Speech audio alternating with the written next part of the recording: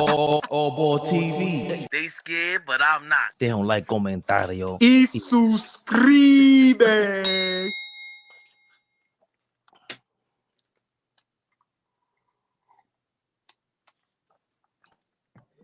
Yeah. Come on, man. You see the Goodfellas is back. The Goodfellas is back. It's been a while. You know who I be, man. And to my right, you've been used to him the last every day consistently for like I don't even know how many months. Are we live? Big Flea. Never the little one. Never. Well, sometimes. Never. Below that gentleman who's very rambunctious. Nasty. Yeah. Ball suckers. Yeah. What? Jab step. Here we go. Yeah, we in the building. Your man's playing. That's Brawny's court. And to the left of ball. Dime Dropper from the west side. We got him, y'all. Dom is in the building. Big Dom in the building, y'all. Always great to do these previews before the season, fellas. I'm excited. East Coast first. Good to see you, Dom Dropper. How you feeling, baby? What's going on over there in the West Coast? Into a dome opening up. Daughters in the playoffs, so things are going pretty nice. I've been coaching a lot. I have so many teams now. It's great, but yeah, man, you know how it goes. When the season comes on, we're working all the time. So I love it, Dom. Before we start, Dom, I got a question, real quick, OG. If you're patenting your coaching style behind somebody, who is that coach right now? Pat Riley, for sure. J. Redick, the new Pat Riley. Did you see he said we're not going to try to get into the West Coast too much. We'll do a West Coast preview for them, but he was saying that he wants the Lakers to shoot 53s a game. There couldn't be more opposite of me. I saw that and I was like, I got to hear him verbally say that. I didn't hear him verbally say it. Hey, Dom, real quick. All right, he jumped over. But I was going to ask before we get started, he coaches, the youth, and I just want to see, if he's coming back. Dom, you can hear me? Yeah, it's lagging for me. I don't know why the picture, but it's okay. But just real quick before we get started, man, you're doing great things. You coaching, you helping out the youth. Do you see a kid right now that's probably going to be in the NBA from where you're coaching? Probably not, but I don't want to, lower the ceiling on any of my players. But NBA is like, you can usually tell around high school or this age, but I think a lot of them have a chance to potentially play at higher levels, and that's the best I can do for them. Nice. That's great. Because, I'm hearing some people say, they could see people at 5-6 years old and know they're going to make it to the NBA. So I just want to, But yeah, let's go, y'all. Well, let's get into this Eastern Some Conference. people have that foresight. Some people have that. And some people don't. And some people just don't. They shall remain anonymous. Oh, whoa. Stop the presses. Look at these niggas. Look, they're in unison. Look at the hate. Darlene, look how you Fabian, have these niggas acting. They're in unison. Fabian, I'm being honest. Fabian, that's a little hate. That was crazy. I do that dolo, bro. Like, what are you doing? That was crazy. Yo. That was crazy. First of all, you never said stop the presses ever. I got that from Jerome from Martin. Yo. I rewatched all the videos. Big shout out. Darlene is in the building. Big shout Good out. evening, Miss Darlene Bryant. Always got to show love. Big shout out in the building. Making me blush. Look. Thank you, Darlene. Dom's in the building too, Darlene. But you ain't got to say hi to him. He's already here. He's not offended. Big Eastern Conference preview for Sportsmen. We're going to start off with the Cooper Flag Sweepstakes. Who's ranking number one? We got them all ranked. Dom Dropper, I'm going to refer to your professional wisdom. How do we get this started? Who do we have ranked number one? Let's get this over with. Number one in the East out here? Yeah, the worst team. I got this year, the worst team in the NBA for me is going to be the Brooklyn Nets. They've gone complete reset. You guys probably have a better lens of them being in New York City, but they're what I got as the worst team in the East. Lost Mikal Bridges, their best players like Cam Thomas. I think they're going to be terrible. Cam Thomas, I thought it was Ben Simmons. They're clearly the number one team to me. I think even the promotion of Ben Simmons like this, we've seen this a million times every summer. They're trying to trade him because they're trying to promote him as much as possible. Similarly to like the Knicks with Jericho Sims, we say I ain't fooled by nothing. We'll get to them later on. They're trying to get rid of Ben Simmons. They're trying to get rid of Ben Simmons, Flea. I see that's fine. Jericho Sims and Ben Simmons, that's not the same thing. You know that. Don't do that. I'm saying the way that all of a sudden Wally's Zerbiak, can you believe Jericho Sims out here? Like, Wally, calm down. Nobody ever. Wally Zerbiak said Tyrese Halliburton was not an all-star. We don't listen to Wally Zerbiak. That's my point. You're now we don't listen to Wally. Now you understand what I'm saying. Neither do I listen to all these people telling me that Ben Simmons is great all over again. Yeah, okay. They're trying to get rid of him. They're trying to maintain that number one spot for the Eastern Conference Cooper Flag sweepstakes. They're the worst team by far. Is that agreeing? Are we agreeing on that, fellas? Or all ball or Flea got someone worse? I don't agree. Okay. I think the best two teams, if they're smart, they should tank, is Brooklyn or Atlanta. I think that's where Cooper Flag should go. But to me, the worst team is going to be Charlotte. Because I just think over there, they have a young superstar that, no disrespect, these young men don't care about winning. They care about Instagram flossing. So I think the worst team in the East is the Charlotte Hornets. Really? Even with Brandon Miller, he showed some signs last year. I mean, how much do you believe in LaMelo Ball? Like I said, he's fun to watch, but as far as believing into carrying the franchise and caring about winning basketball games and getting to the playoffs, I don't believe in him when it comes to that. Okay. For my second worst team, I've got the Washington Wizards finishing 14th. Their best player is Kyle Kuzma. We talked about Jordan Poole last year. It was really disappointing. I remember how high we were on him potentially having good stats last year. He didn't even have that. Who was we?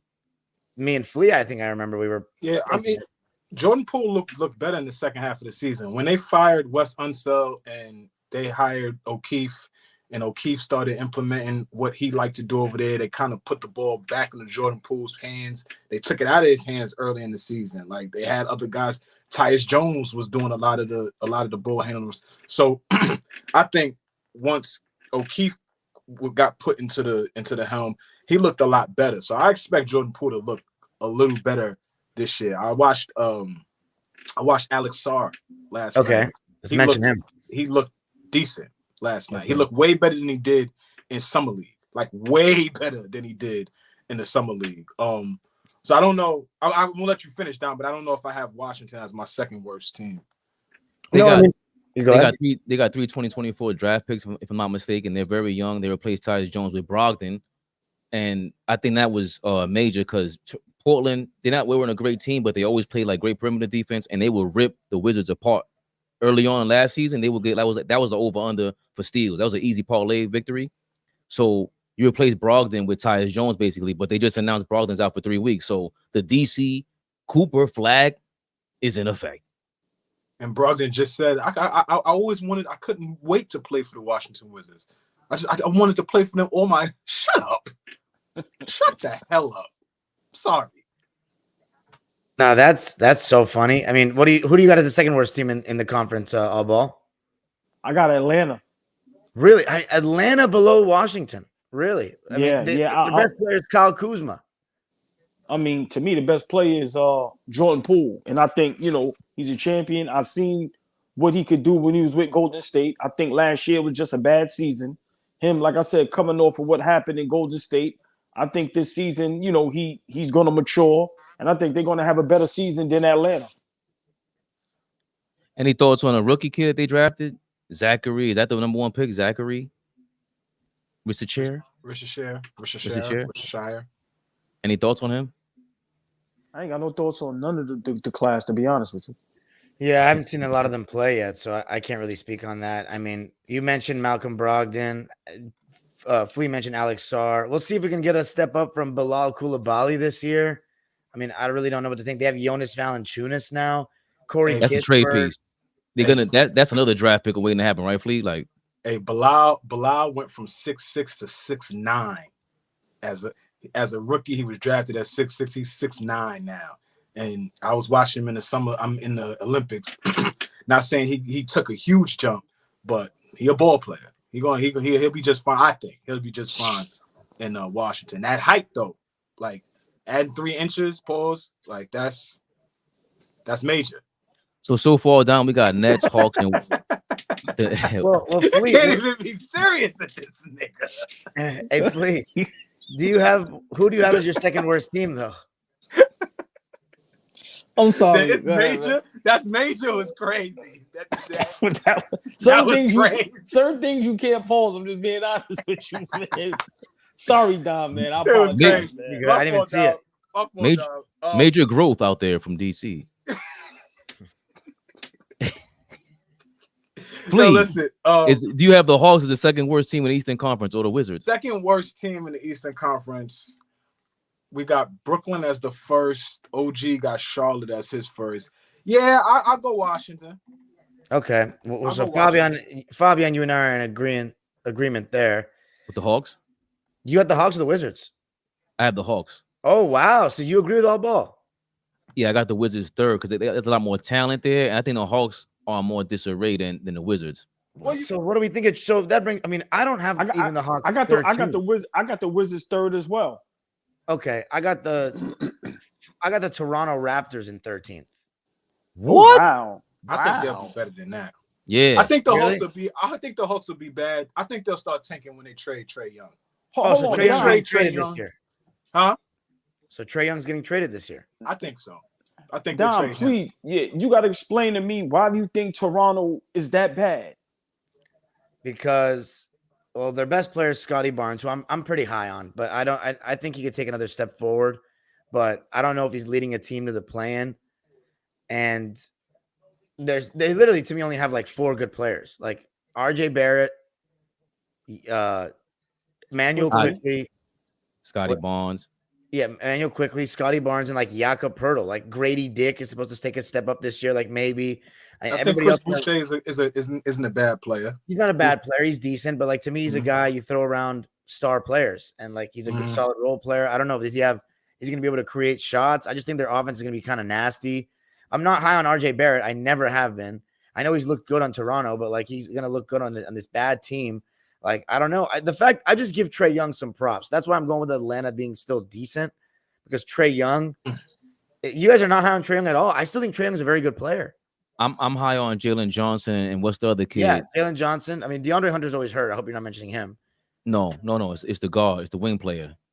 It ain't. Well, you got another kid over there with the Hawks that I'm higher on than it's not Trae Young. AJ Griffin? Nah, it's not him. I'll look it up. Go ahead, play. Oh, well, my fault.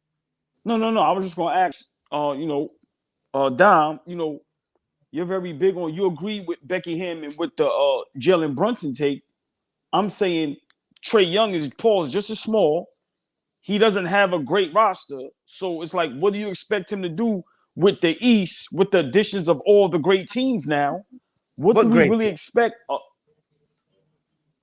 Philly got Paul George. We still got Giannis. The bottom is arguably worse than it's been in years to me. Right. But what do you think Trae Young is going to do with that roster? Being, like we said, maybe 6'1". I think avoid the Cooper flag sweepstakes. Yes, that's about it. He can still on a given night get your team great shots in pick and roll, like by just spamming pick and roll like Luka and James Harden and those guys. He's a pick and roll maestro. That's what I think. The wool is being pulled off our eyes. Atlanta ain't what people was thinking they was. They went and got Landry Fields to be their GM, and they thought they was doing some innovative shit. They are dog shit. They are not good, and they are getting exposed now for who they are. Quinn Snyder, this is your last year in Atlanta. Thanks for having you down here, my brother. Landry Fields, they're about to fire you soon. Good job. Not so good job. Bye. I'll shoot you some bail, Dom. It was the Dyson Daniels kid I was talking about. He's 6'8", 6'9", running the point guard. Now you could put Trae Young at the 2. Oh, he was a part of that DeJounte Murray deal. Okay. Yeah, they have Dyson Daniels and Larry Nance Jr., and then they still have Onyeka Okongwu, but I'm not high on Clint Capella being a starting center anymore. I mean, I think the big wild card here is the number 1 pick, Zachary Risache or whatever. I have no knowledge of him. Yo, you said Okongwu's name. OG said You don't like Onyeka Okongwu? The USD Chino Hills product. Moving right along. Yeah. So, but we all have the Nets, Hawks, and Wizards in the top of the Cooper Flag sweepstakes. No, I don't have the No. I don't have. I don't have Brooklyn there. But my take was, I think out of all the bad teams, the major cities, I think that needs a superstar and to be relevant. For me, it's Brooklyn and Atlanta. I think they both should tank because I think that's where Cooper Flag. I don't want to see him in Washington, Detroit. I don't want to see him in Charlotte. Now I want to see him in a big city. So for me, but I don't have Brooklyn in my bottom three. My bottom three, I have Washington, I have Charlotte, and I have Atlanta. Okay. My number 12 is the Detroit Pistons. I really hope they take a step forward, but it's just the Cade Cunningham health, and they seemingly are always dysfunctional.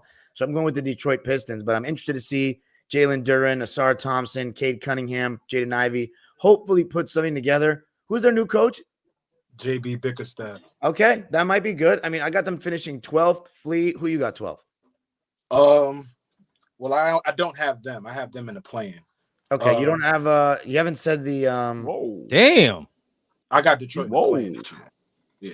Whoa. Like to compete, like so 10 or 11, like to compete Like with the play. 10, like 9, Okay. 10 area. you I got think Charlotte you or got Toronto. Right, you got them taking over Chicago spot. Yeah, I got Chicago being a lottery team this year.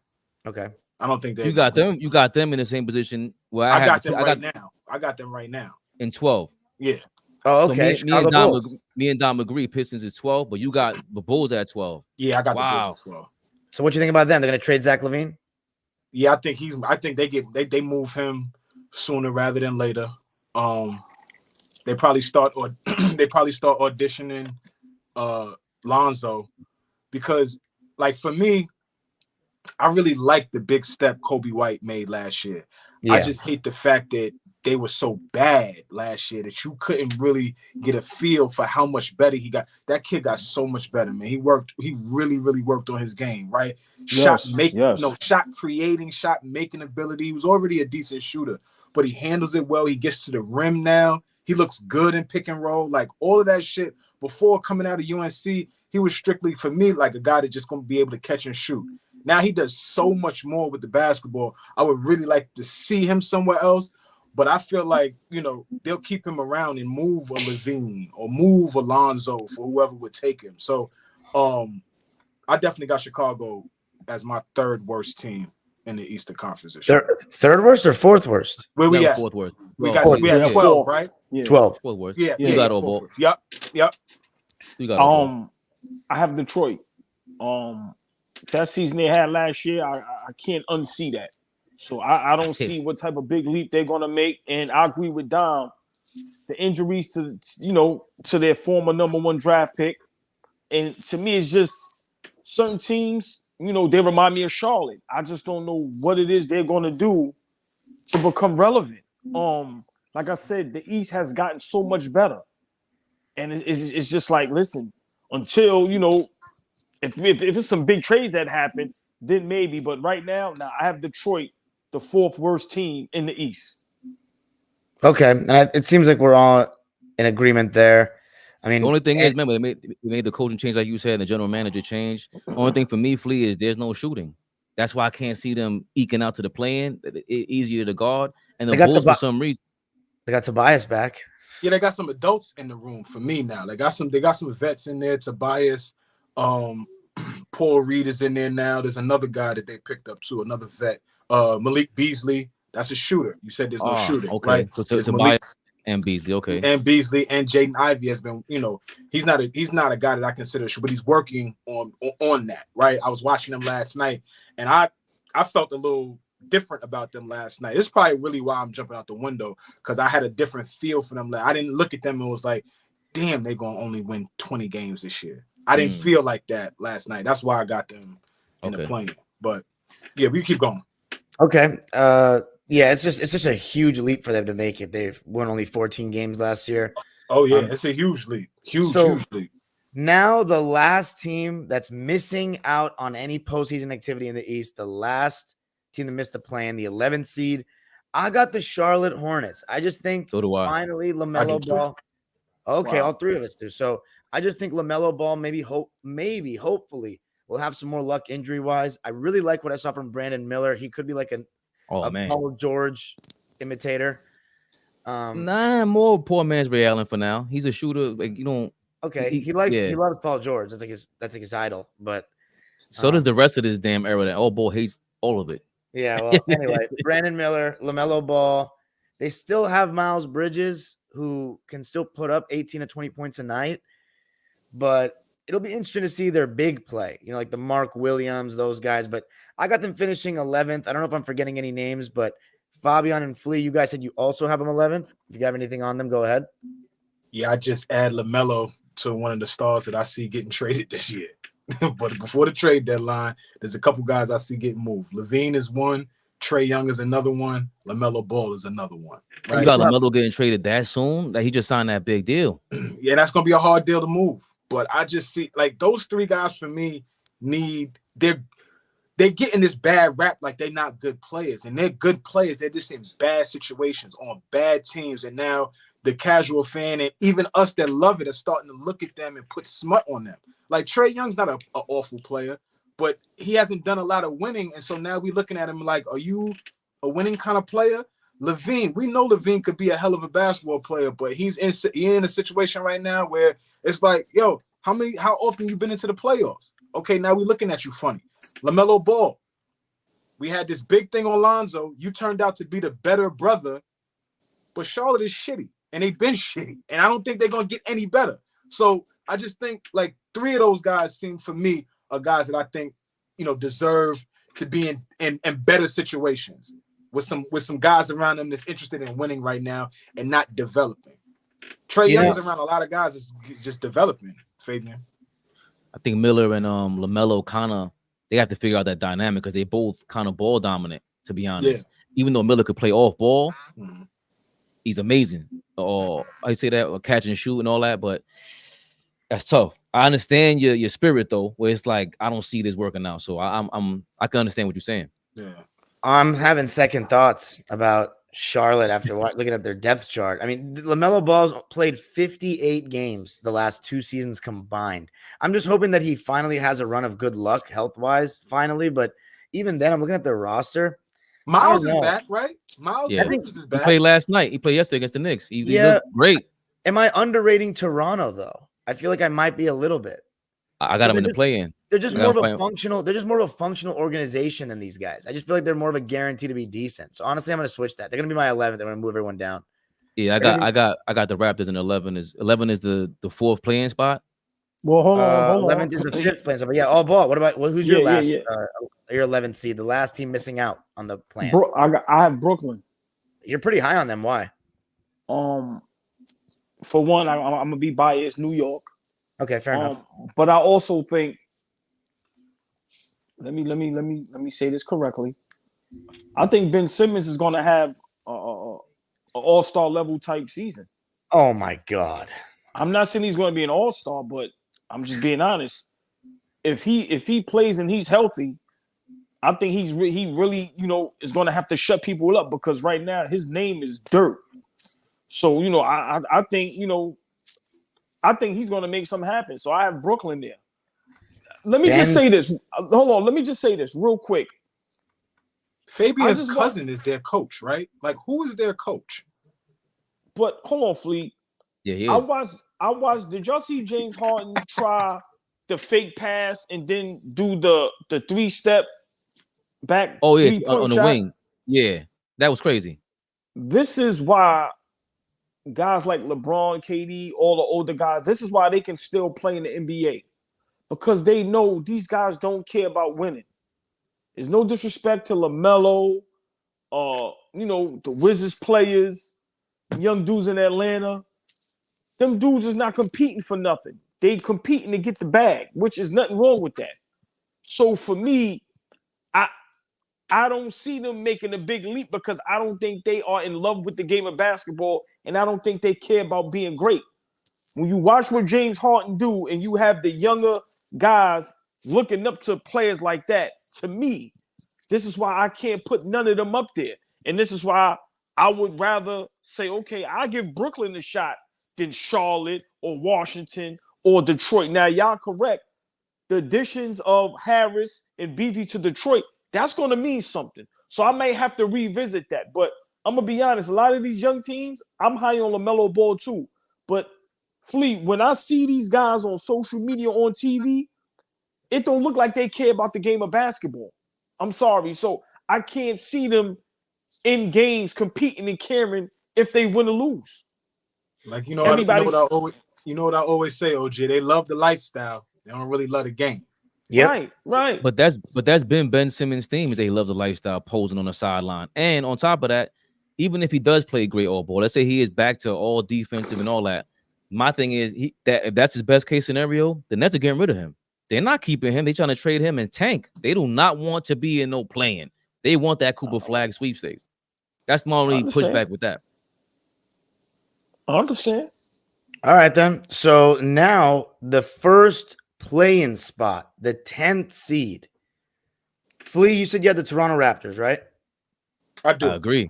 I agree, Flea. I got Fabian also has the Toronto Raptors. I got him at 10. I have them now 11 because I moved them up. All ball, you don't have the Toronto Raptors yet. You got them 10th? I didn't want to agree with none of y'all. You know, I like to be the all ball, but yes, the Toronto Raptors I have at 10, and I almost had them at 9, but I have them at 10. Yes. I just think I'm leaning that way, ball. Right. When you got 3 good players, I'm being honest. You know, I don't like none of them like that. Let's just be clear. But they're professionals and they belong in the NBA. I just think, you know, they're clearly better than the rest of the crews. So for me, when we made that trade and those guys went to Toronto, it was some games where they show some flashes of they can be okay. They can be fun to watch and they can play basketball. So I'm going to give them that type of respect and I'm going to put them there. I'm going to put them at that spot, the 10th spot. Yes. Okay. Anything else? What do you think, Dom? What do I think about the Raptors? I feel like I've said my piece. I feel like they only have like 4 good players, but it's the Scotty Barnes show, Grady Dick, RJ Barrett, Emmanuel Quickly. Those 4 guys need to be the guys that improve, develop to make this team better. I got the Chicago Bulls 10th. I just only felt as though they were just, if they don't make trades, a decently safe pick because Vucevic is still good for 18 and 9. If Zach LaVine is healthy, it was really reminding myself that, okay, if Zach LaVine is healthy and they don't want to trade his contract, he's still capable of averaging like 23 points a game. And then Flea mentioned Kobe White's development, and then there's guys like Ayo Dosunmu. These guys are going to keep improving. The Giddey pickup, I don't know how I feel about that. Right. I truly don't. I've not been high on Giddey in the way he's looked the last couple of seasons. They're going to have to put him on ball more than he was with OKC because he really isn't great off the ball. And then the Lonzo thing. If Lonzo can come back, I know it's the biggest if, but if Lonzo can come back, give them any glimpse of what we saw before he got hurt in 21-22, that team might not actually be bad. The loss of Caruso, though, and DeRozan is going to be really massive. And I just want to say, like, these 6 teams that I've talked about, they're really bad. I don't think any of them would make the play-in the West. They wouldn't even have a chance. It's garbage. I think teams like the Celtics, Knicks, Bucks, and Sixers, and like all those teams, the first 7 teams we talk about, even the Miami Heat, they need to feast on these weak teams. They need to see every one of these matchups as like, let's take, like, this is lunch meat. Like, let's destroy them. Scheduled win. Yeah. Exactly. So that's my take is the Chicago Bulls. I'm not too high on them, but I'm not too high on anybody. But yeah, that's my take on them. How about your guys' 9th seed? Well, I have the Bulls at 9. I had the Raptors at 10. I might flip flop that because of what you guys said about the Bulls and the Raptors. But I do believe the Raptors, out of all these 6 teams or 7 teams out of the playoffs, they have more of an identity. Okay, let's do that. Toronto 9th? Yes, because the Raptors, they look like, to me, like Indiana Light with just offense. Because what RJ Barrett did over there with the open court, he shot the lights out. I think that's the best numbers of his career over there in Toronto. And I think Scotty Barnes should take a leap by now, 34th season in the league. And we love IQ, even though he didn't show too much. He was all right. But you said they have four potent guys, Dom. That's enough for me to compete against them other 6 bums. And remember, if it's a play-in team, they can make the play-in like that. True. That's true. All ball, my bad. You had Toronto 8th. So who was your 10th spot? Who's your last play-in team? You haven't I'm trying to think who you haven't mentioned. The Bulls? I don't think you have the Bulls yet. No. I have the Bulls, but I'm gonna keep the Bulls there. Until they trade Zach LaVine. I like Kobe White, and Zach LaVine in the backcourt. I think they're going to be a problem for the East. Like I said, I agree with Flea. I tell any of the young men and women that love the game, y'all need to start looking at guys like Kobe White. Him coming out of college, I didn't really love his game like that. I didn't think he was going to be good. He got his contract, and he's a legit starting point guard in the NBA. So much respect to him. I agree with you, Flea. He took a major leap. And until Chicago trades Zach LaVine has something to prove, just like Ben Simmons. Them dudes' names has been in the dirt, and they gotta get their respect back. So for now, I'm gonna leave Chicago there because as much I think Toronto was better, but everybody know me. I can't root for RJ Barrett. I'm sorry. So I'm gonna keep Chicago there. Lee, real quick, I think the other thing with the Bulls is they're always like surprisingly competitive. Even though Billy Donovan there's a lot of like criticism about him. They competed with us that game. I always point to the Julius Randle game where he went crazy in the second half against the Bulls. But they compete for no reason. I think they were in a playing spot last year, or trying to make in the playoffs. So for whatever reason, he gets them motivated enough to compete. So that's what gets them around the playing spot for me too. Well, when you use the word compete, I just thinking about defense, right? He gets his teams to defend. Anybody that I see Billy Donovan, a team that he's coaching, they're gonna play defense. He went over there and got that OKC job, and they looked night and day in terms of defense between him and Scott Brooks, right? So yeah, I think they'll defend. I just something about that mix of that team. I don't like the pieces and the parts and how they put it together. I think they got to break it down to the bare bone and rebuild that thing. So that's why I'm a little lower on the Bulls, but definitely got Chicago. I mean, definitely got Toronto in my 10th spot, and definitely have Detroit. Are we at 9 yet, Dom? Yeah. So just to tell the audience, so my team that's just missing out on the plane is the Toronto Raptors at 11. Flea's going with the Charlotte Hornets. All Ball is going with the Brooklyn Nets, and Fabian is also going with the Charlotte Hornets. My team that's making the plan, the last spot, is the Chicago Bulls. Flea's going with Toronto. All Ball's going with Chicago, and Fabian is also going with Chicago at the 10th spot. So now number 9, Flea has the Detroit Pistons. So is it that main point you made about JB Bickerstaff and some adults in the room that has you going with them 9th? Yeah, I just think they got some more basketball minds in there that can relate to today's player. Last year they had Troy Weaver and they had Monty Williams. Monty Williams got that job because they made him the highest paid coach in the NBA. He couldn't turn down that job. The nigga didn't want to coach. He ain't want to coach. He want to go home and chill. But you making me the highest paid coach in the league and I got to coach the Pistons? Fuck it. All right, I'll take the job. Do what we do for a year and fire me. Let me go home and collect my money. Now they got JB Bickerstaff, a little younger guy. I think he can relate more to the players, and he's a tough-nosed player, right? Cleveland was just in the playoffs the last few seasons under him. And then they got Trajan Langdon. I've always been I don't like Duke guys, but that's one guy from Duke that I enjoy watching him play. Trajan Langdon. And then, he's going to school for a little bit with this building a team thing. He's been under David Griffin for a while out there in New Orleans. So he's got an eye for how to build a team. I just think what they got over there right now, and then we look at the roster. Cade Cunningham is a year older. Ivy is a year older. The Thompson twin is a year older.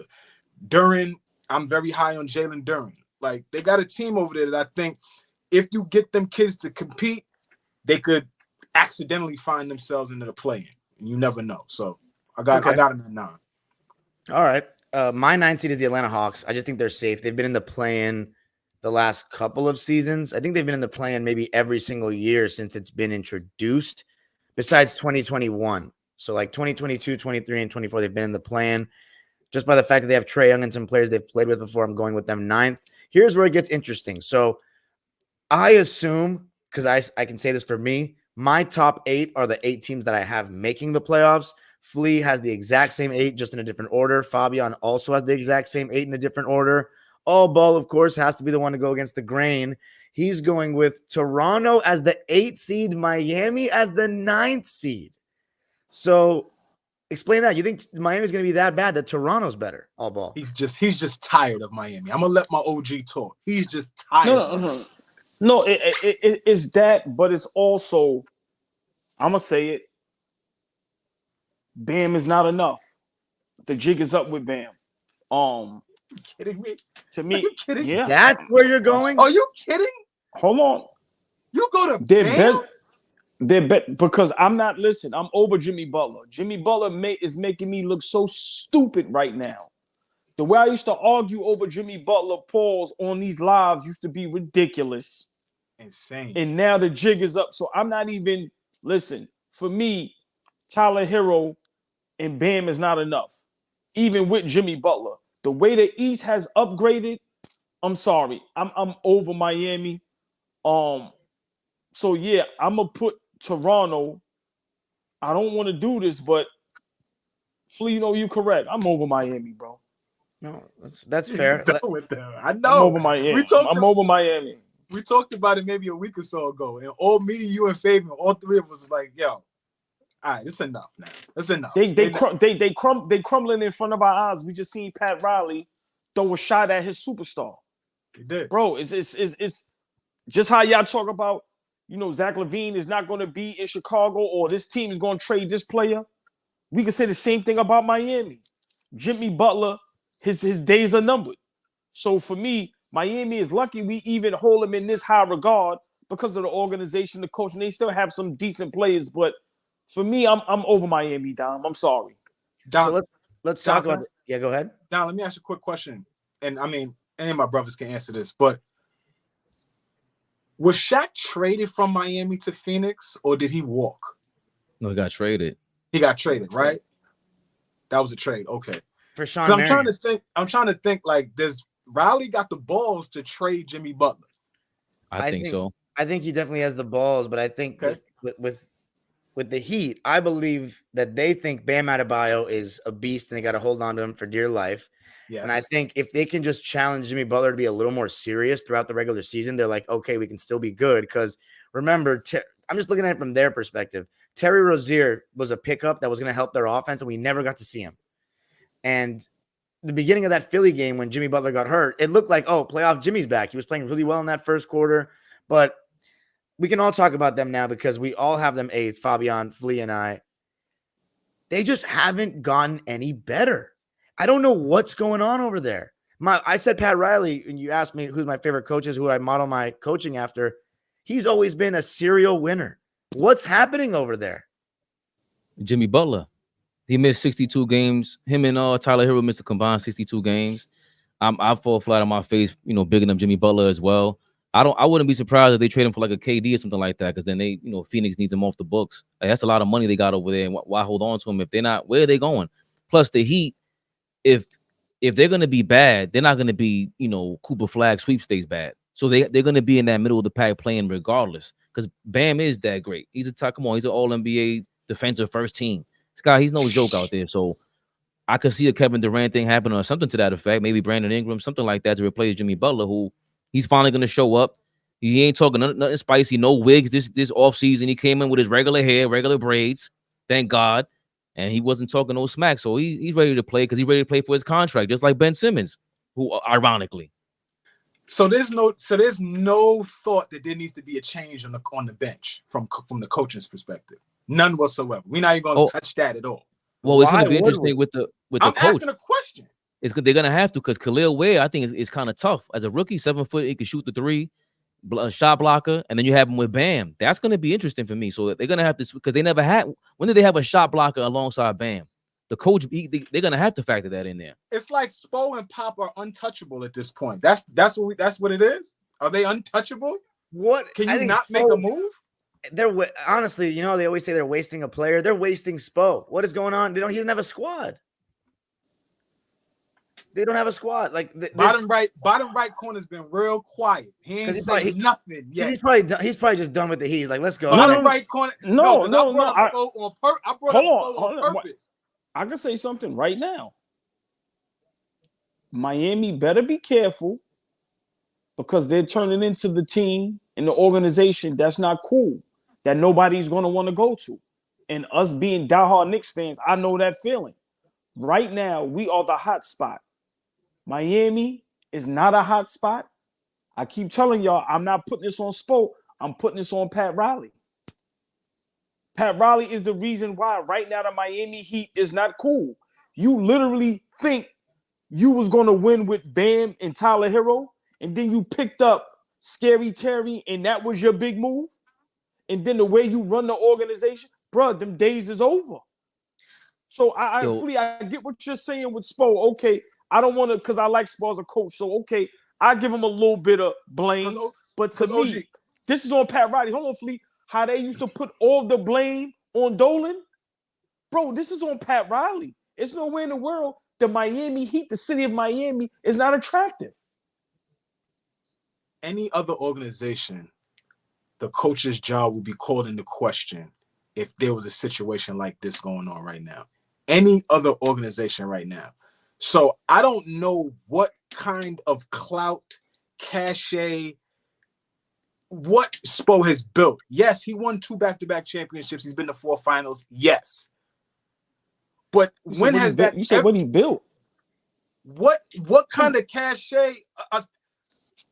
so now he's untouchable, where it's like, okay, we got to ride with you for the next 10 years because you got us a championship almost 10 plus years ago. Flea, I gotta stand 10 toes down and some flip flops on you right now. I'm sorry. I'm abandoning shit with the Spo blame, because let's go back to the Miami history. When they got Alonzo, Tim Hardaway, those were all trades. Dan Marley, all trades. Right. Shaq, trades. LeBron, trades. Jimmy Butler, trades. That's not Spo's job. You know what I'm saying? Their whole history, they've never been this landing spot for anybody. I only disagree with you with that part, all ball, just to tweak it a little bit. They've never been a destination, really. It was all via trades. So we got to, if that's the case, that's not Spo's job. That is Pat Riley's job to recognize Jimmy's a lunatic and we got to get him out of here. We had this conversation already. And for us to think that Spo was not in the room when decisions are being made about the roster is disingenuous. That's just a joke. If y'all think Spo is not a part of that, we kidding ourselves. But Spo has not been around in the history of the Miami Heat. Pat Riley has. And every time they were relevant for championship contention, Pat Riley made a move. But hold on. My thing is this.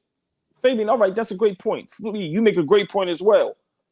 But I'm talking about today, the way the players have the power. Yes, Fabian, back then, the trade thing. Okay, cool, because the freedom is nowhere near like it is today. Guys today, Kevin Durant said, I want to go to Phoenix. How was nobody beating down the door to say, I want to go play in Miami? The city but they never of have. Miami. They never have, though. You understand what I'm saying? All right, cool.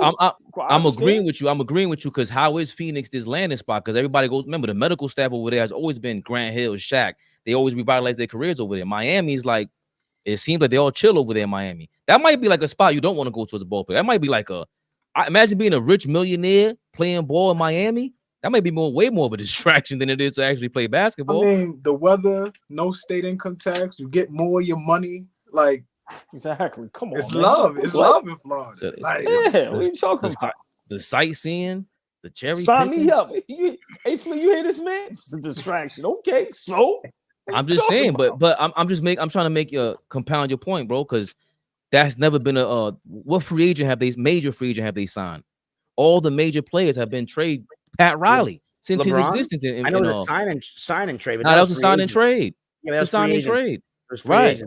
But that's all the finagling because of Pat Riley and D Wade and all that. That's all off season. And again, that's not Spo that did that. Yeah. So yeah, right. He has to okay it, Flea, but Pat Riley's the guy that's the head of that snake over there. So we do have to put all the pressure on him, which is why he spoke out on Jimmy Butler. I'm sorry, Flea, I flip-flopped on you from this summer. Yeah, that's what you do. That I actually agree. That's your behavior. Your behavior. I deserve it. I actually agree with all ball.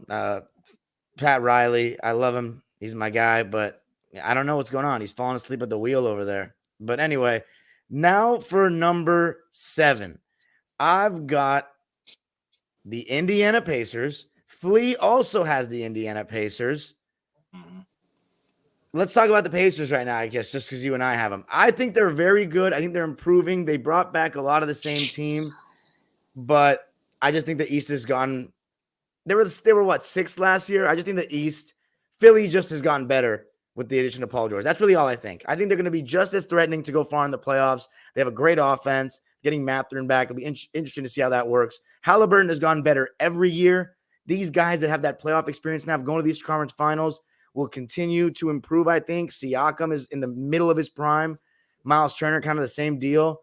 And those younger guys like Andrew Nembhard and Ben Shepherd, like I think those guys are going to keep getting better. So I got them finishing 7th. I'm guessing you guys have them higher than me, so I'm guessing you guys agree with a lot of what I'm saying.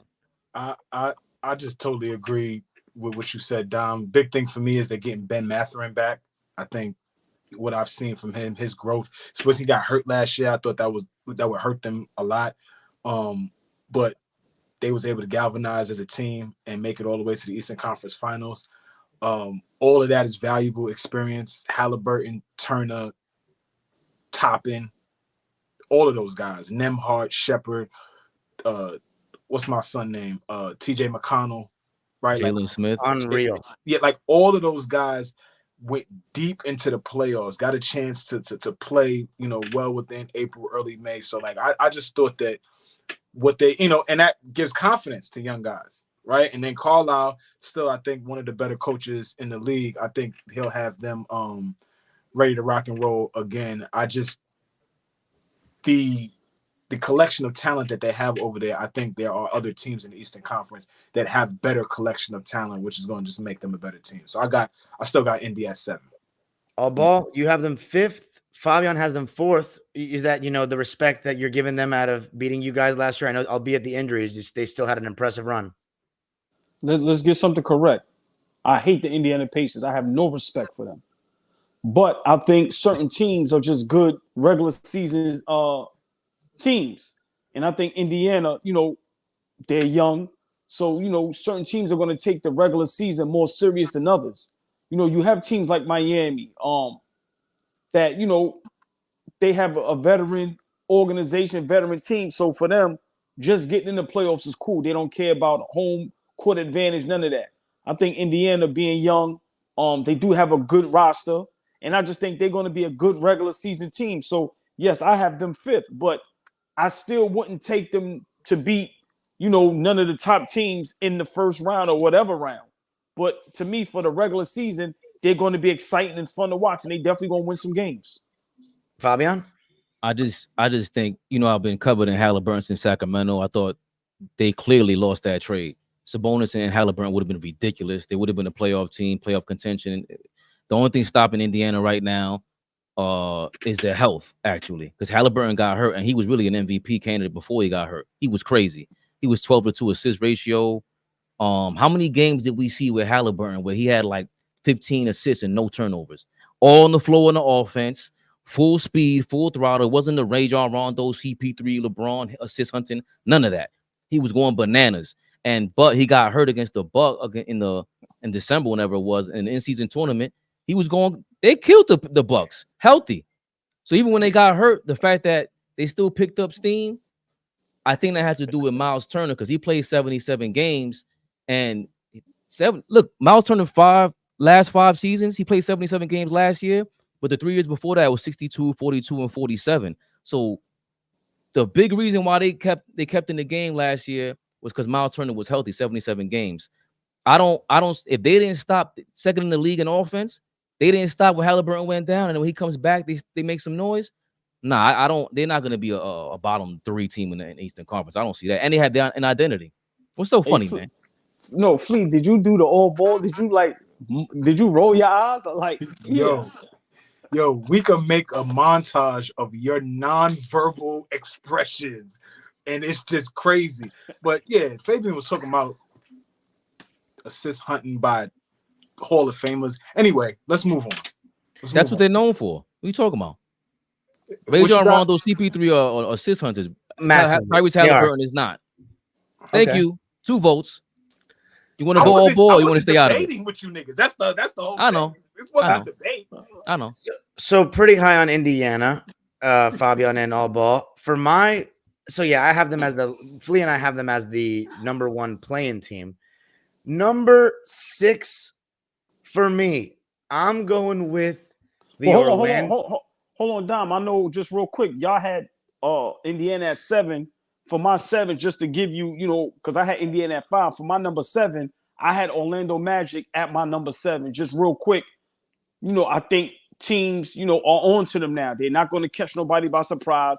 I love, the addition to KCP, but for Philly to get, Paul George, us get Cat, Mikal Bridges, like I said, Giannis and Dame, they're going to come back with vengeance. You got Boston. So I have at my number 7, I have the Orlando Magic. Okay, you're the lowest on them of everybody. I have the Orlando Magic at 6. Flea has the Orlando Magic at 4. So he's got them getting home court this year. That would be the first time they'd be getting home court since I want to say 2011, maybe. And then Fabian with a big takeover here. He's got them finishing 2nd in the Eastern Conference. So I'm honestly going to let Fabian do the hype train with them. My reasoning is very clear. An improving young team. Paolo Banchero is a star. I don't know if has he made the All-Star team yet, Flea? He made it last year? No. Last year. Okay. So he'll make it again. Franz Wagner, maybe he makes his first All-Star appearance this year. And the addition of KCP, I mean, this is going to be one of the best defenses in the league. They already one of the best defenses in the league.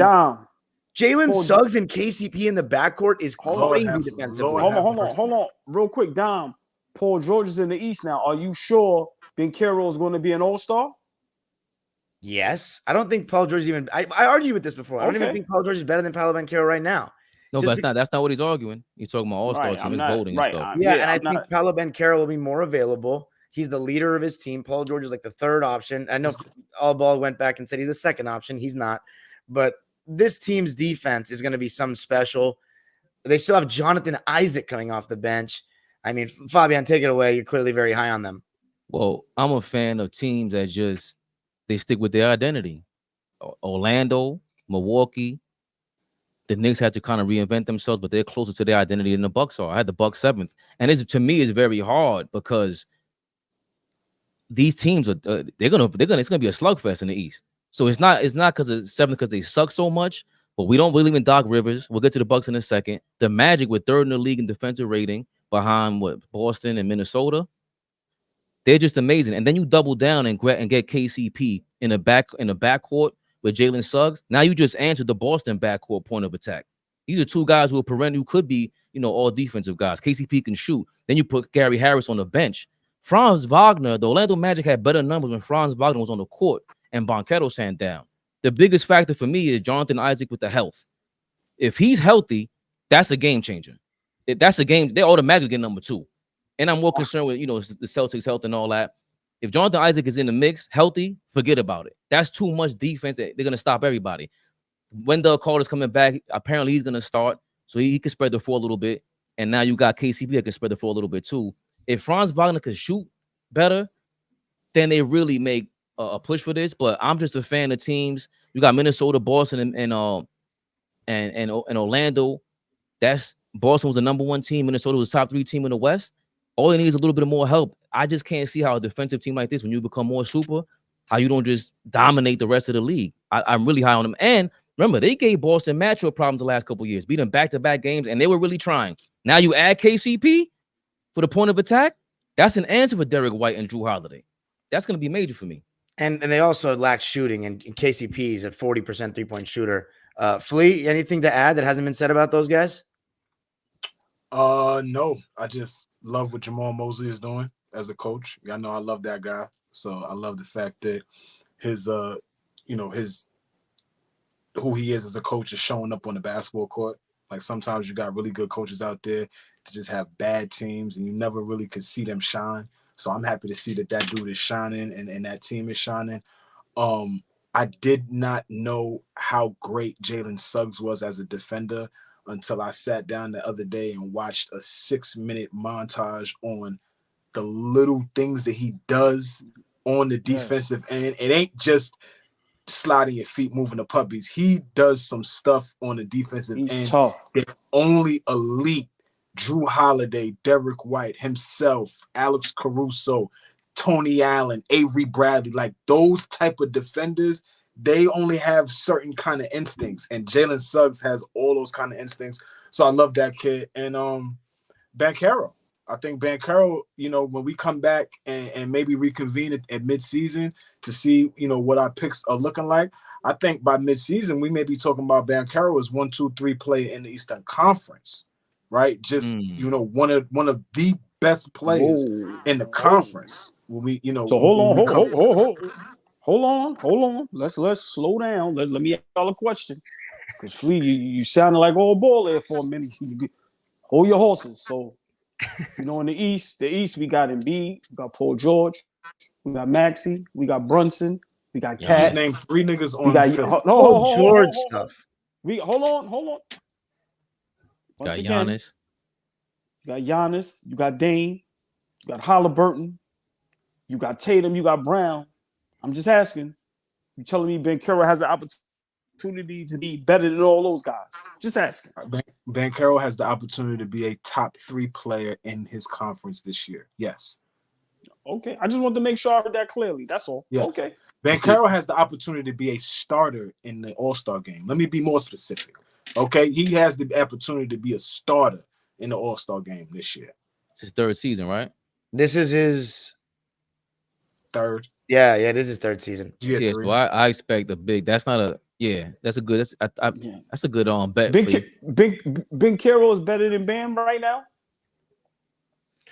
Better best player.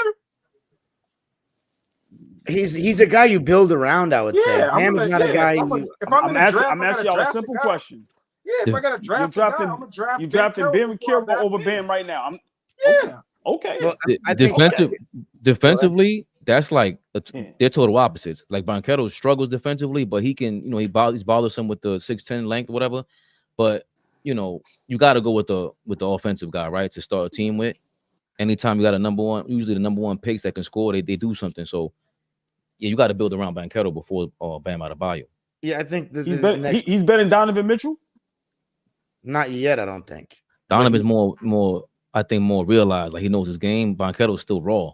Right. But it's the jump shot for Banchero that has to come. That they give them that all day long. I think it improved last year, but he still doesn't shoot very well. Usually guys that size shoot better from the field. I think the jumper is going to be something. Yeah, go ahead.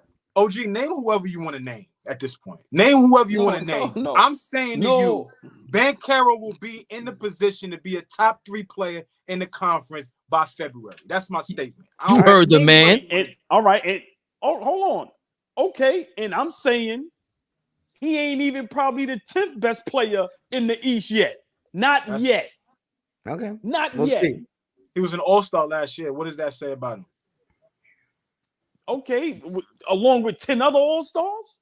I'm just saying. Did he start? Top 12. He's 12, one of the 12 best players in the Eastern Conference. Right. And I said he ain't 10 yet. So you give him 11, 12. Okay, I agree with that. Oh, shit. Now we getting down to the 11th or 12th guy. All right, cool. You said he's going to be top 3. I did. I'm standing on that. Okay.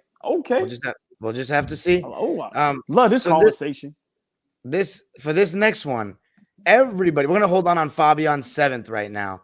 But for this next one, everybody has them 6th, except for me. I have them 5th. Cleveland Cavaliers. So we all have them dropping. My only justification is that the Philadelphia 76ers just got better. So I'm basically just putting them higher. But I still think the Cavs, I think people are really sleeping on the Cavs because they missed Evan Mobley for a bunch of games last year. Even Donovan missed some time. The way Evan Mobley played in the playoffs to me was very promising in the sense that he was actually being used as a guy that can go out there and get a bucket anymore, not just a roller defender. So if he takes that next step, I think that's where it's going to be huge for Cleveland. Donovan's in the middle of his prime. He's going to be great yet again. The thing is obviously a big question mark. The thing that is a big question mark is the Darius Garland fit. Is he going to still be there by the end of the season? Are they going to roll with that? But I think regardless, they've got a solid team. They defend, and it's all about Evan Mobley. I don't see them getting that much worse. I could easily see Orlando or Indiana finishing higher, but I believe they'll finish 5th. If there's anything you guys got on them, go ahead. You guys have them finishing 6th. Fleet. Let's get more specific. I did the numbers. Donovan Mitchell played 55 games last year. Evan Mobley played 50. Darius Garland played 57. They got to get used to each other, number 1. Number 2, Kevin Garnett said exactly what you said, Dom Dropper. All ball hates when Shaq calls these guys out. I love it because he called out Evan Mobley. You guys compared him to me? No, you better show up every night. You too nice. You're too nice of a guy. Get out there. I want to see some meanness. So if he takes a leap, who compared Evan Mobley to Shaq?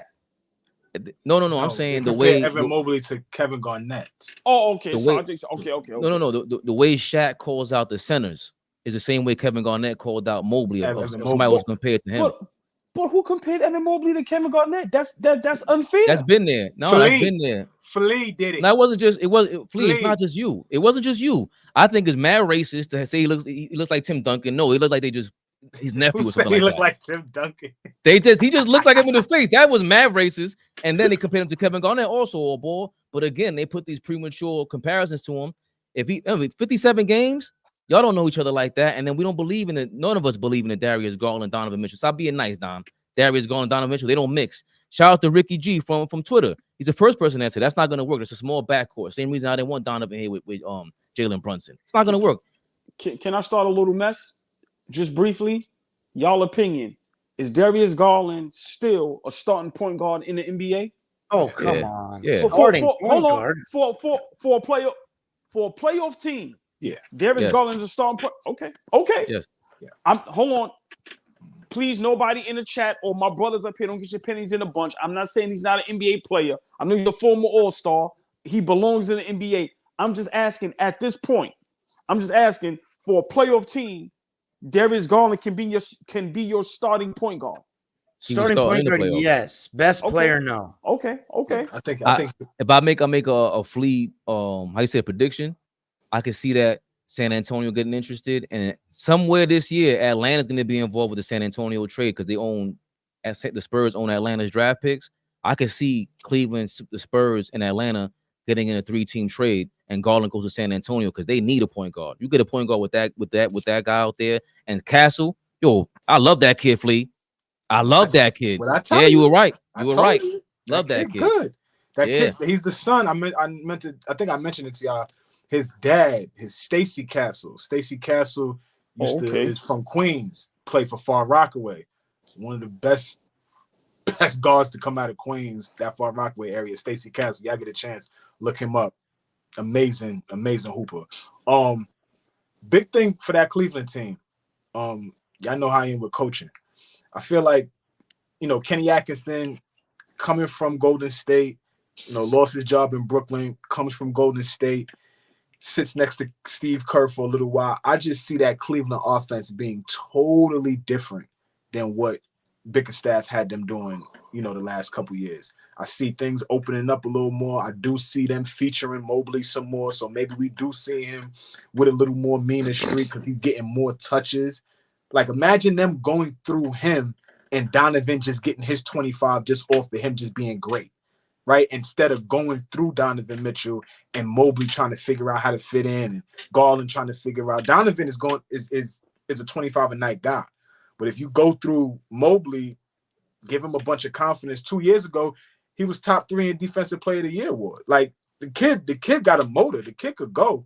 It's just I think it's a fact of just getting his motor and getting him more confident. You give him the rock, like. I think they'll be all right. I think their offense opens up a little better. They may be a better team than they was last year. Anything on them all, ball that hasn't been said?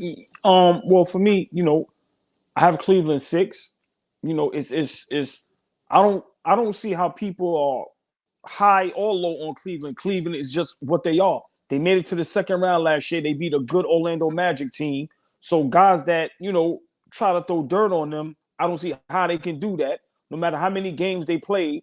They had to deal with injury, but still made it to the second round. Donovan Mitchell is one of the most underrated budding superstars in the NBA. He gets a lot of flack.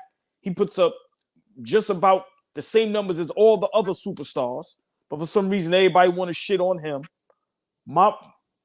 I would have Cleveland higher because they're always going to be a good regular season team, but I think their problem is Darius Garland. The way he's digressed, the way he's kind of went downwards instead of going up from being an all-star last couple years. Listen, I think to me that's the problem. If they could fix that, because it's evident him and Donovan Mitchell is not meshing how they should be.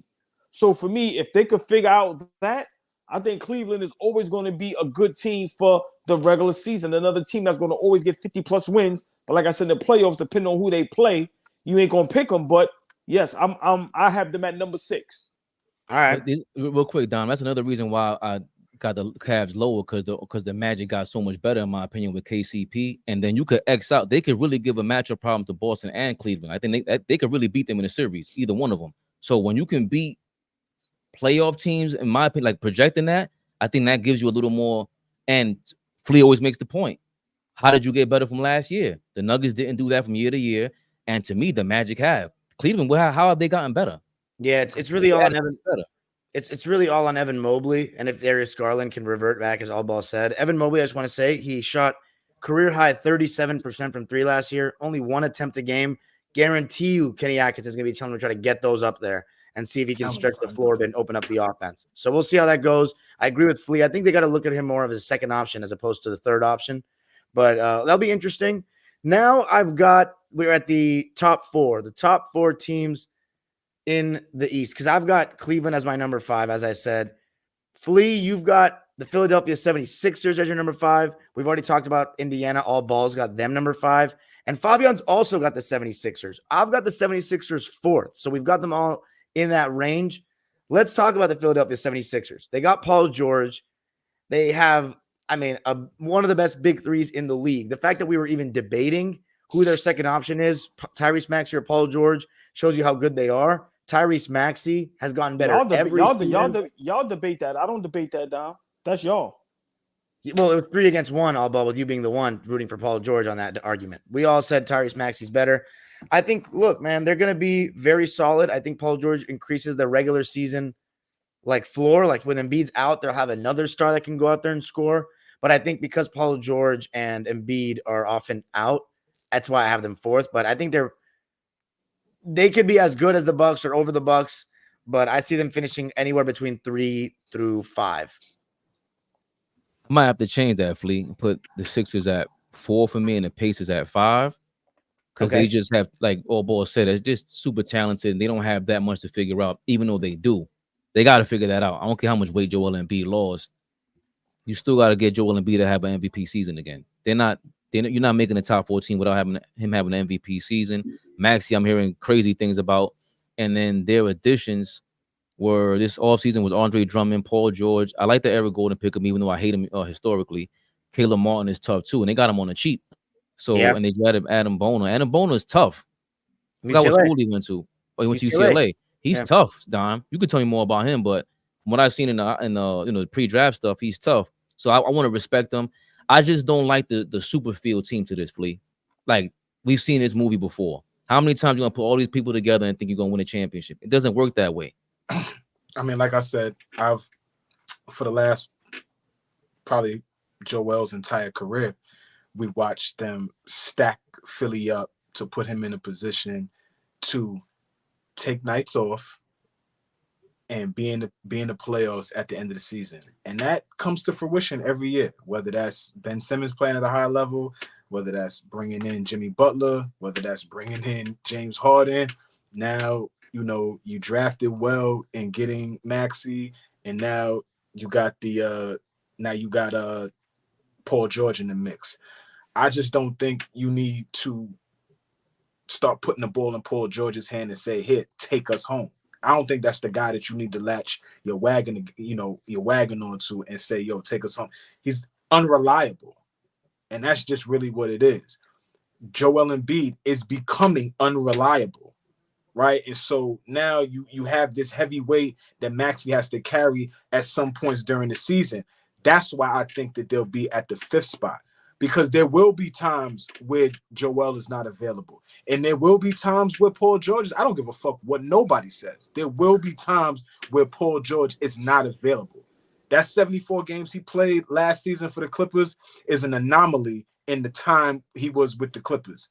If you look at those 4 or 5 years he was with them. Last year was the most games he played ever for them. And that was a contract year. Go figure. Right? So I just don't think that that's a guy that you could really rely on. I'm going to respect them and who they are, and I respect Nick Nurse as a coach.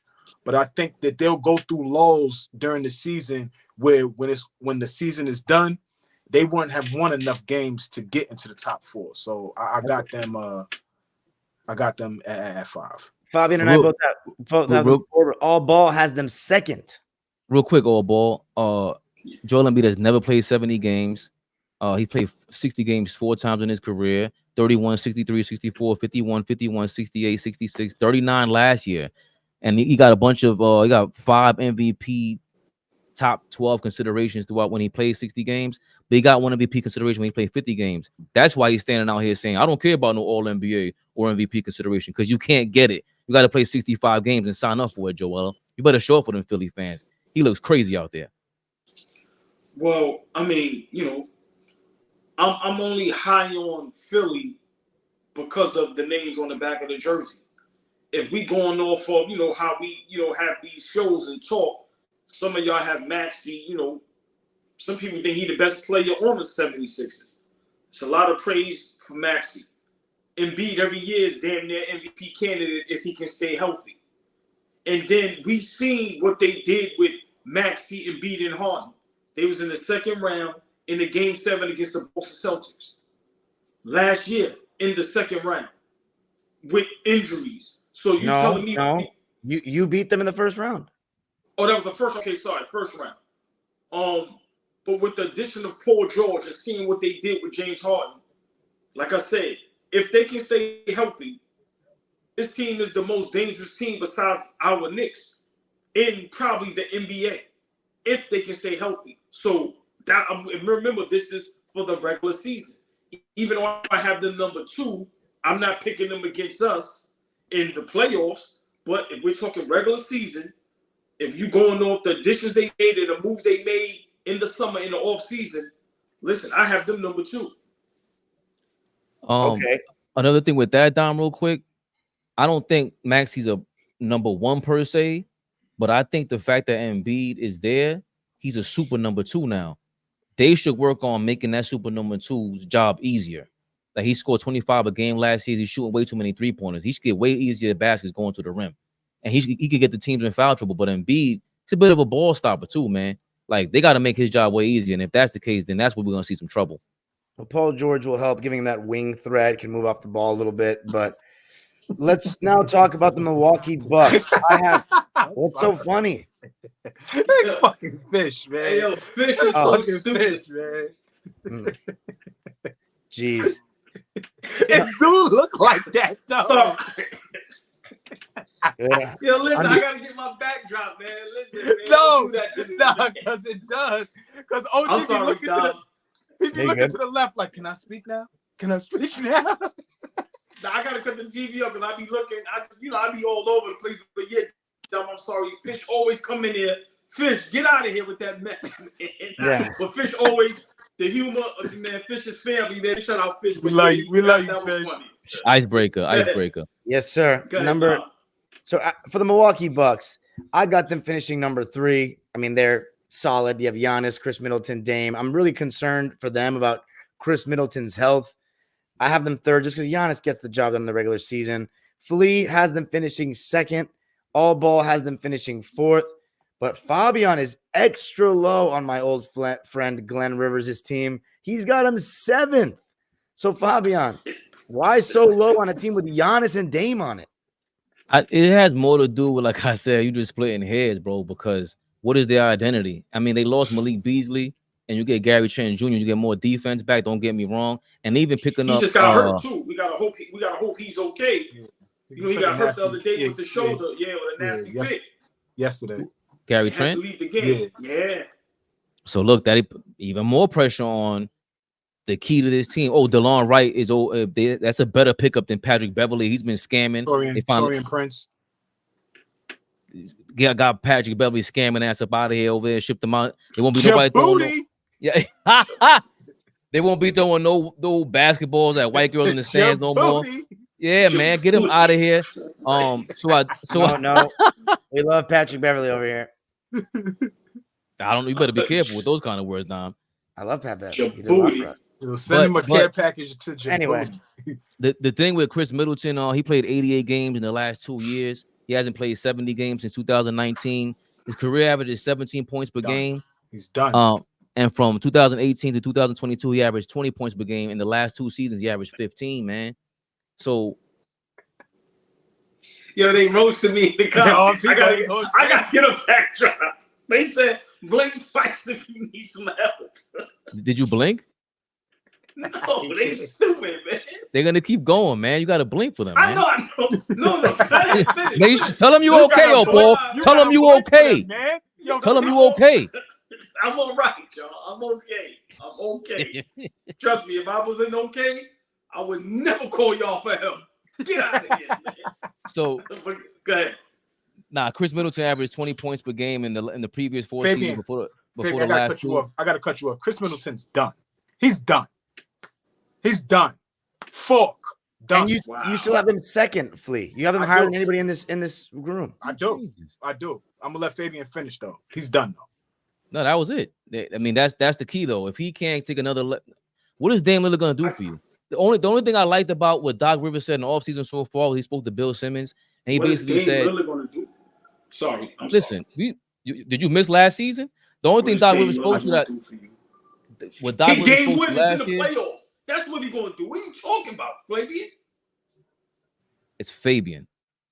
With Doc Rivers spoke to how Damon get easy baskets, and it's because when the Bucks were inbound to play, they kept giving it to Giannis on a made shot. But when they missed baskets on a turnover, Giannis would take all those shots, and it's good for them. But you can't keep giving Giannis the ball when you inbound it after a pass because those were Dame spots. That was Dame momentum shots.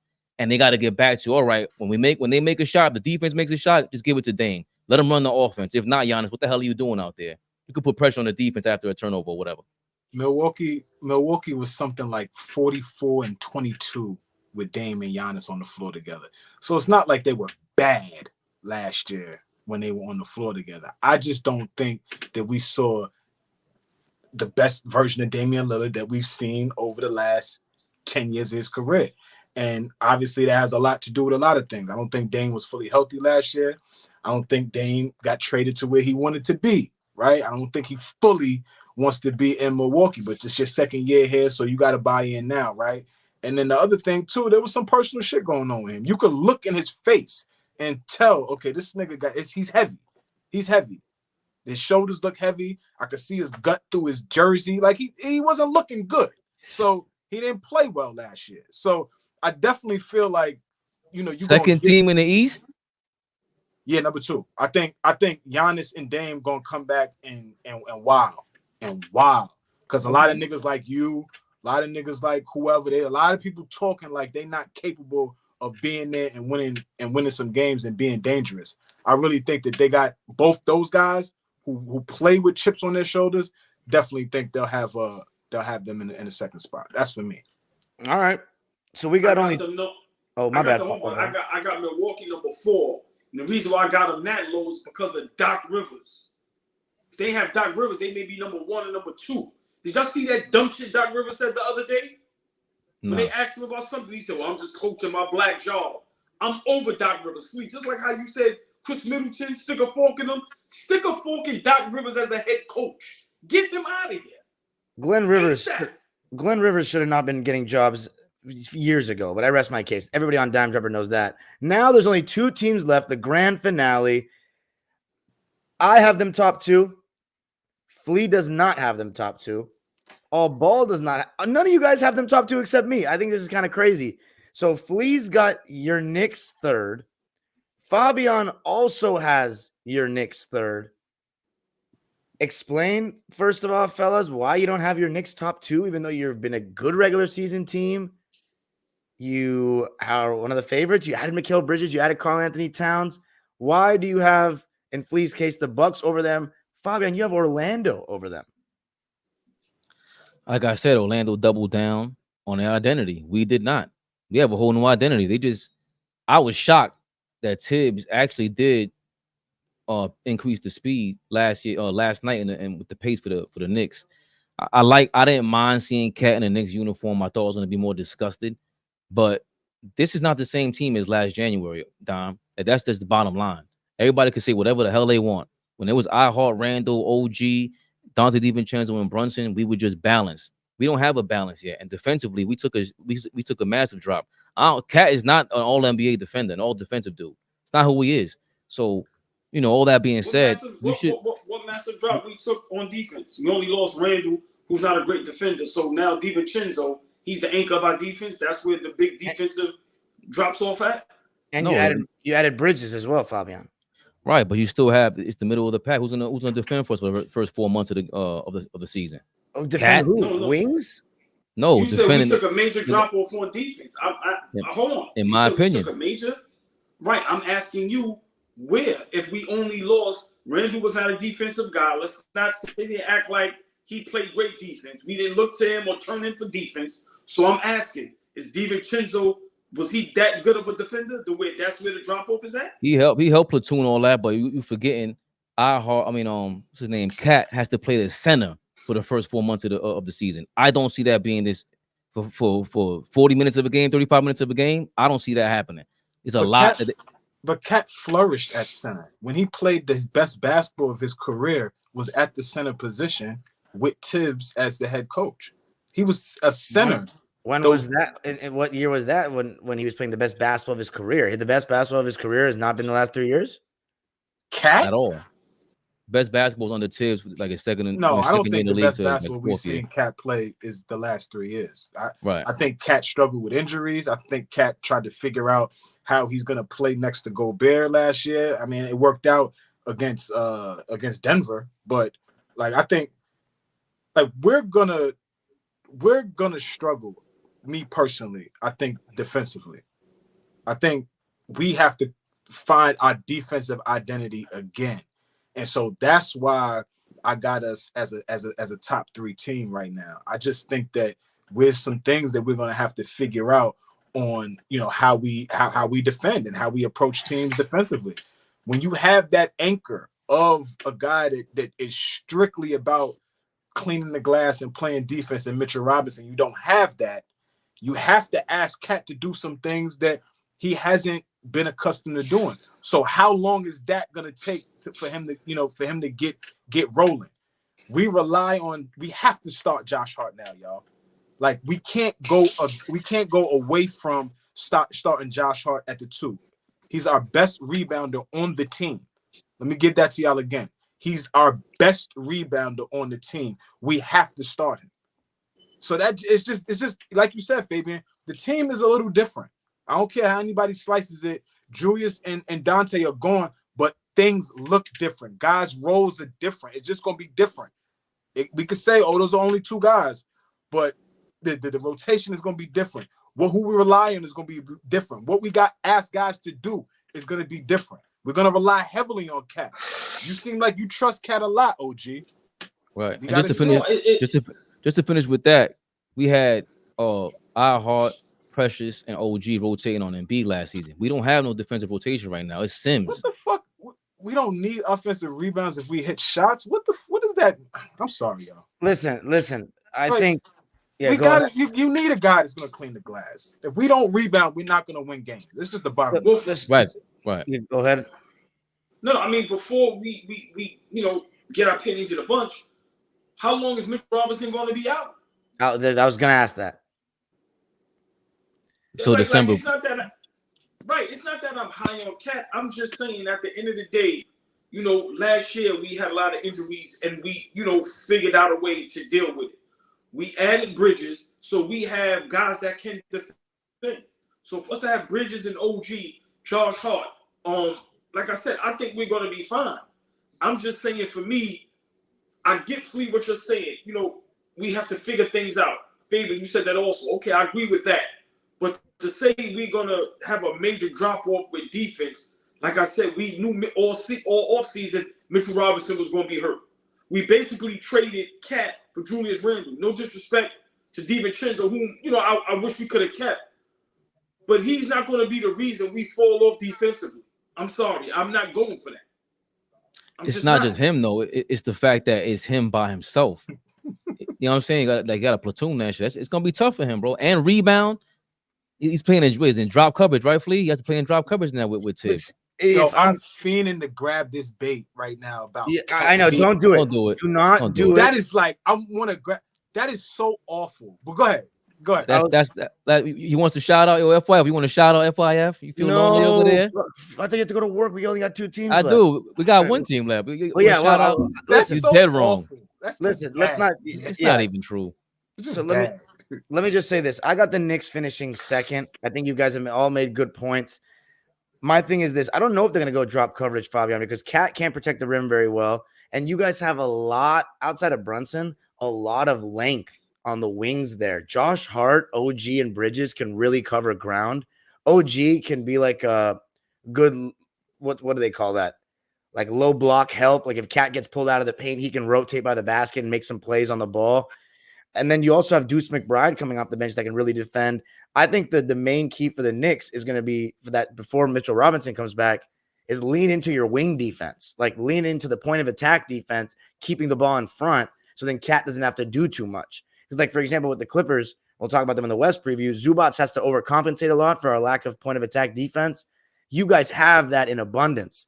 So the really only the weak links are the 2 best offensive players in that starting lineup, Brunson and Cat. But we also have to talk about how much better the offense might look because of Cat.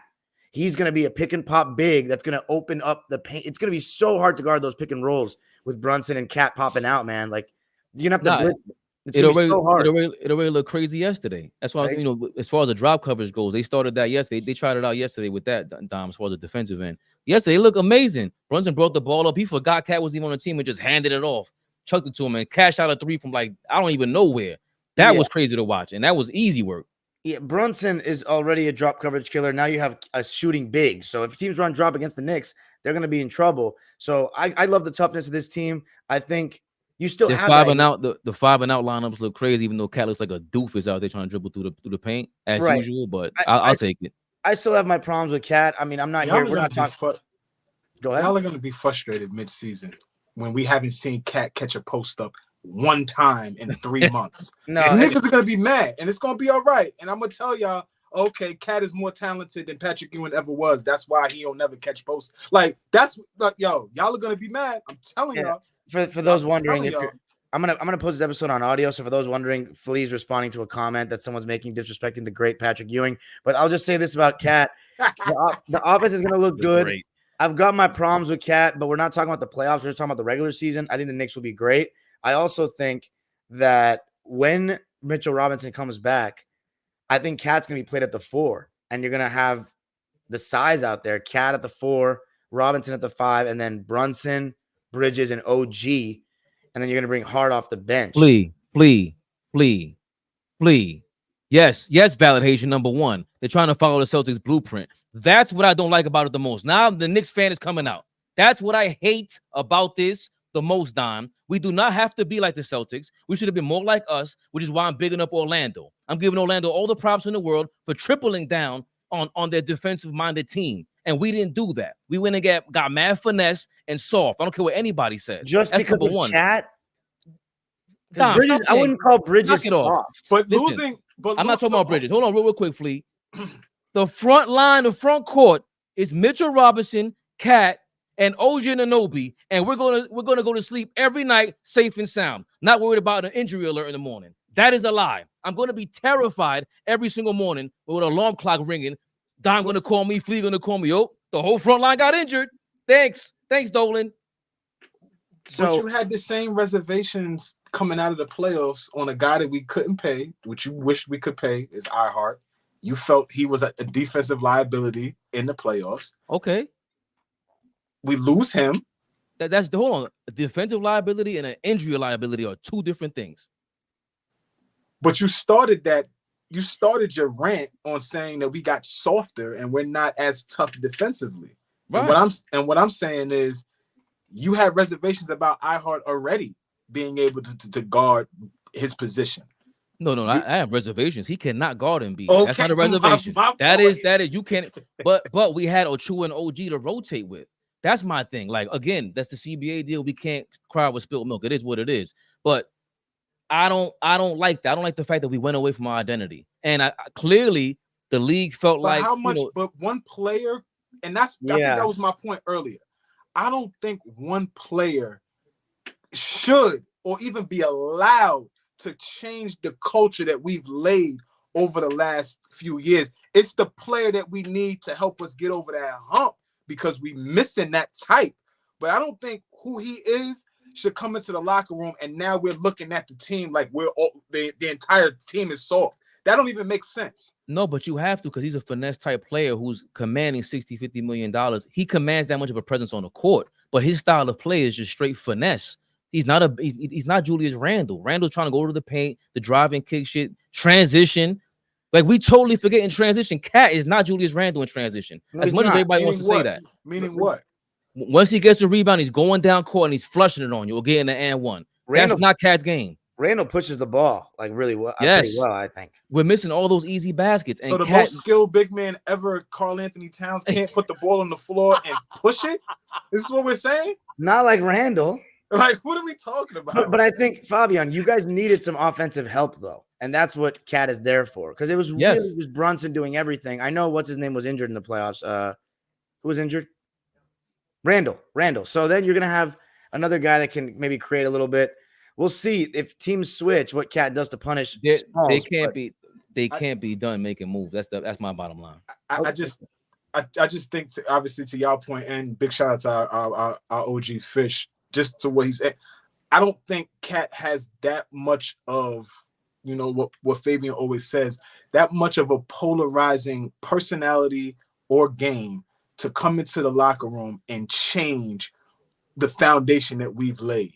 I just think we could turn around, like I said, mid-season. Now we start looking at everything. We could come mid-season and Cat the toughest motherfucker I ever seen. I didn't know that he had that in him. That could be it could be very different. I'm just saying. Before we move, Flea will agree with this. The reason why we even have him top 3, top 2 is the bench. That's where we have the advantage over Boston, bar none, and the Magic as well. So we can compete with everybody in the league because of our bench, even though we gave Minnesota an upgrade at the bench as well. Is it that bench going to be great though before Robinson returns? You just have what? Hell yeah, Bruce McBride. I mean, yes, who else is there? The rookie looks amazing. The rookie he's looking like a lefty baby Mark Price out there is what he looks like. But down drive, we calling it right now, baby Nash. What we doing? Psycho, Tycho, Dom. Get used to it. We dubbed it first. Psycho, Tycho. Anybody else says it, let us know. We suing them. Okay. Now the last team, of course, the defending champions. Here's who has them first. Me, Flea, and Fabian. All Ball has them third. Now, I don't mind you having the Knicks over the Celtics. My question for you is, how the hell do you have the Sixers above the Celtics in the regular season? So, sorry, too, technical difficulties. My apologies, my brothers. So for one, Porzingis, I think he's out for the first 6 months, if I'm not mistaken. Is he? So, 6 months? I think so. He stays out to the trade deadline, to the All-Star break now. Wow. Okay, so then I may be exaggerating. No, you're not. You're on point. Right. That's Yeah. What?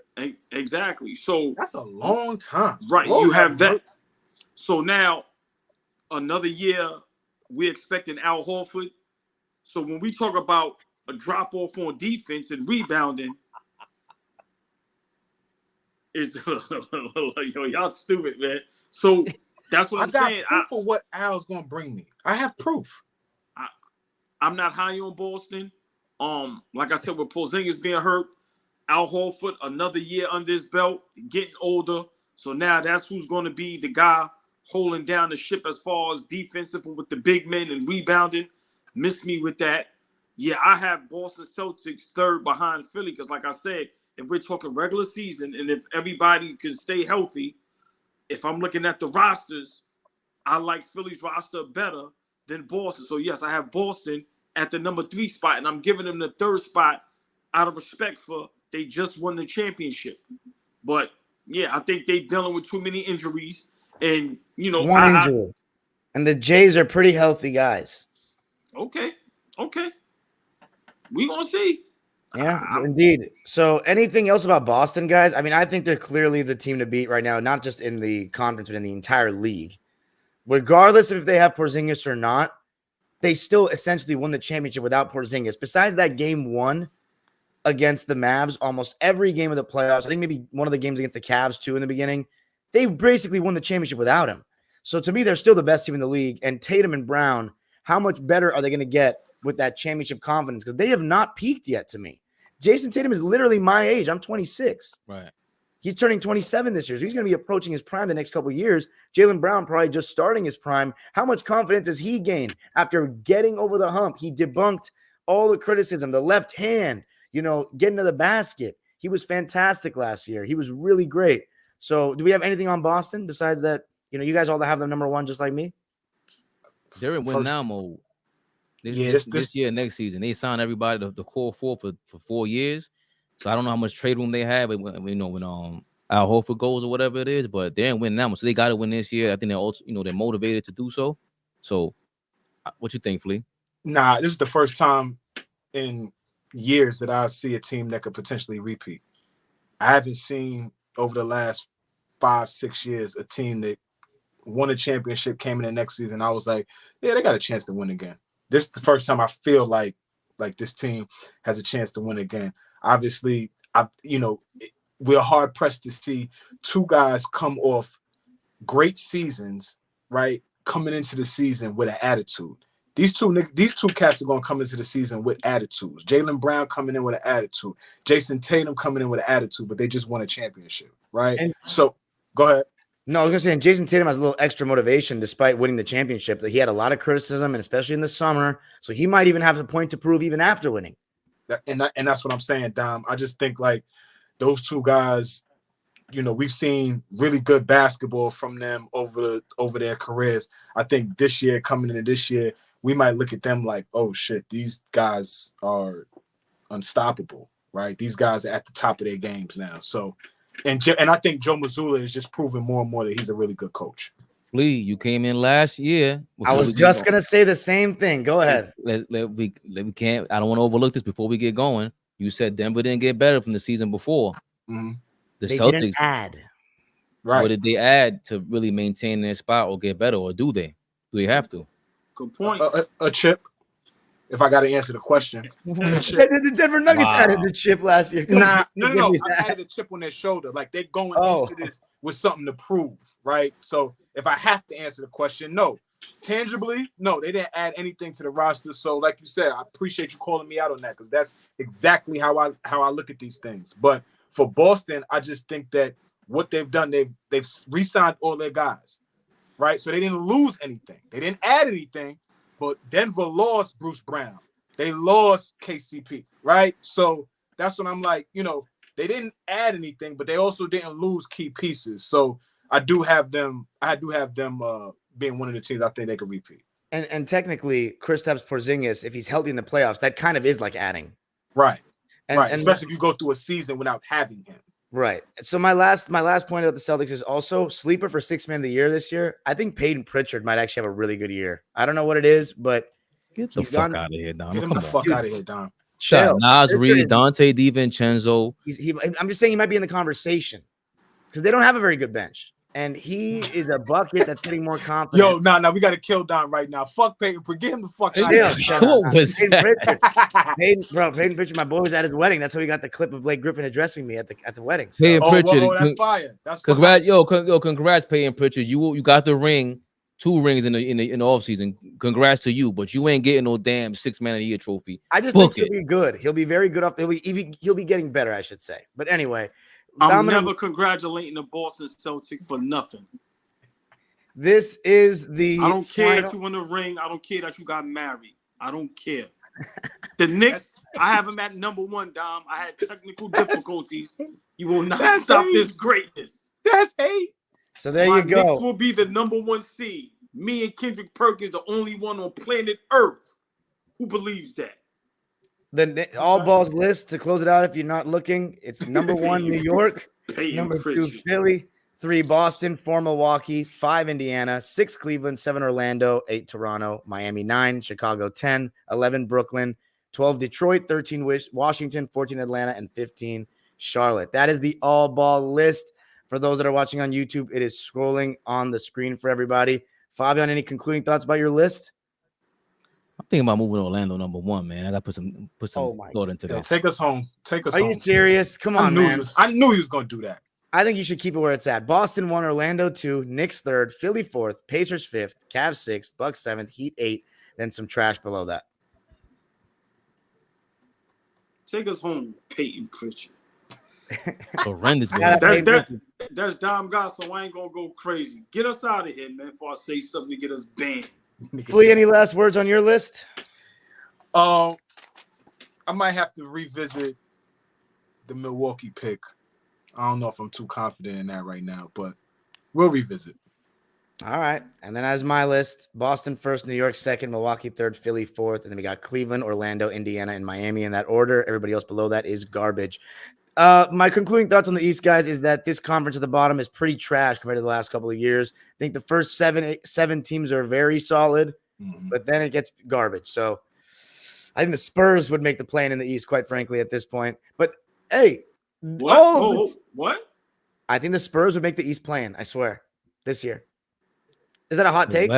The West playing? No, I think if they were in the East, they would make the East playing because the teams are that bad at the bottom. They'd be right there with them bad teams at the bottom. First of all, okay, you know what? Hey, well, the Spurs might make. How about the Spurs might make the West playing, and your Clippers might be out of there? The hell first we congratulate Peyton Pritchard for being married. Now we talk about the Spurs and bum ass Popovich make the playoffs in the West. The East, get out of here, man. Clearly, there's a lot of strong feelings about this. If you want to hear more from the four sportsmen, the Western Conference preview will be coming within the next week, I would believe. We're going to try to make it work. All the teams that we talked about are going to be time-stamped in the comment section. So please check that out. Make sure you subscribe to both channels. Dime Dropper channel for all things NBA, especially with an LA focus, and then All Ball TV channel for all things NBA with a New York focus. Appreciate everybody. Any last words, Fabian? Dime Dropper. You know who this is to my left. Big Flea. Never the little one. Never the little one. You know who I am. Paying Pritchard is not personal. It's only because you're a Boston Celtics. I hope you get divorced. You know. Suckers. Knicks for life. That's what we hear. Dime Dropper. Great job, fellas. Now, if he don't stay in Boston, then I hope your marriage. Yo, that's but bad work. As long as you're a Celtic, that's bad work. I can give a damn about your marriage. Fabian, don't never do that again. We New York over here. We don't celebrate nothing, Boston. Nothing. Get divorced. That's nasty. Oh, that's nasty. This is what hate looks like. Get a close up. Look. All Ball TV. They scared, but I'm not. They don't like comentario. Y suscribe.